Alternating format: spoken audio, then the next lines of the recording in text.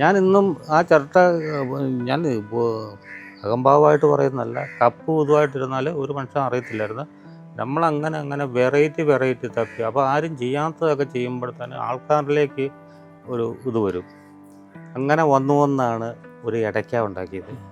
ഇതിൻ്റെ ഇത് മൊത്തം ഈ കുറ്റിയും ചിരട്ടയാണ്, ഈ വട്ടം ഇതെല്ലാം ചിരട്ട തന്നെയാണ്.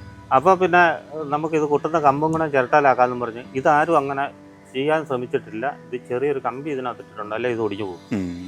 അങ്ങനെയാണ് ഇതും ചിരട്ടയിലാക്കിയത്. ഇപ്പൊ പൊടിപ്പിന് പറഞ്ഞിട്ടുണ്ട്, ആ ഒരു ഇതുണ്ട്, പൊടിപ്പൂടെ ഇട്ടാലാണ് ഇടയ്ക്കാട് ഒരു ഇതുള്ളു. അത് ഞങ്ങള് ഇടയ്ക്ക ഉണ്ടാക്കി ഇവിടെ കൊട്ടിയ അവൻ തന്നെ ഗൂഗിളിൽ സെർച്ച് ചെയ്ത് നോക്കിയായിരുന്നു. ഗൂഗിളിൽ പറയുന്നത് അങ്ങനെ തപ്പിയാൽ കിട്ടിയാലെന്നാണ് പറയുന്നത്. ഇടയ്ക്ക ഉപയോഗിക്കാൻ പറ്റുന്ന ഇടയ്ക്ക തപ്പിയാൽ കിട്ടിയാലെന്ന് പറയുന്നത്.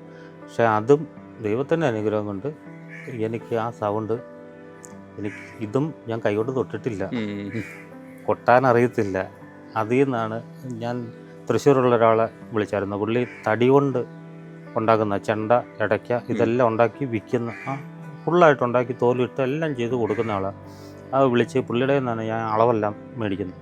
ഏതൊരു ഇതിനും അളവ് കറക്റ്റായിരിക്കണം.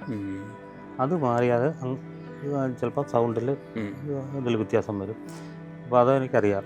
അങ്ങനെ വിളിച്ച് ചോദിച്ചപ്പോഴത്തേനും അവൻ അളവെല്ലാം പറഞ്ഞു.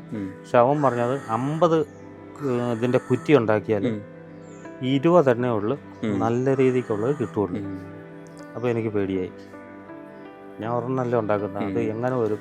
പിന്നെ ഒരൊറ്റ ധൈര്യം, ഞാൻ ഏത് വർക്ക് ചെയ്താലും നമ്മുടെ ആ ഒരു ആത്മവിശ്വാസത്തിലാണ് ഞാൻ പിടിച്ചു നിൽക്കുന്നത്.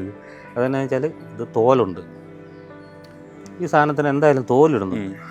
തോലെ കൊട്ടുമ്പോൾ എന്തെങ്കിലും ഒരു സൗണ്ട് കിട്ടുമല്ലോ. ആ ഒരു മൈൻഡായിരുന്നു.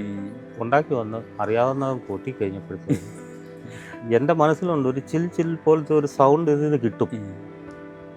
നമ്മുടെ മനസ്സിൽ ആ ഒരു ഇതുണ്ട്. പക്ഷെ കൊട്ടാൻ അറിയത്തില്ല, എന്നാലും കേൾക്കുമ്പോഴത്തേനും നമുക്കറിയാമല്ലോ. പക്ഷെ എന്തായാലും അത് കിട്ടി.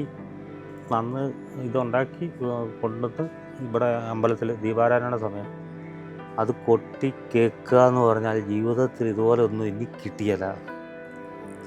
ഇനി ഞാനിപ്പോഴും പ്ലാൻ ഉണ്ടാക്കുന്നത്, ഇനി ഈ സാധനം ഞാൻ ഉണ്ടാക്കുന്നില്ല എന്നുള്ളൊരു ഇതിലിങ്ങനെ നിൽക്കുകയാണ്. അപ്പം എൻ്റെ ആഗ്രഹം സാധിച്ചു. എനിക്ക് ഒരെണ്ണം ഉണ്ടാക്കണം, അതിൽ നിന്നൊരു സൗണ്ട് കേൾക്കണമെന്നുള്ള അത് സാധിച്ചു. ഞാനിത് വലുതാണെന്നും പറഞ്ഞ് ഞാൻ ഒരു 10 എണ്ണം ഉണ്ടാക്കാമെന്ന് വെച്ചാൽ ഈ ഒരു സൗണ്ട് കിട്ടുമെന്ന് ഞാൻ ഒരിക്കലും വിശ്വസിക്കുന്നില്ല.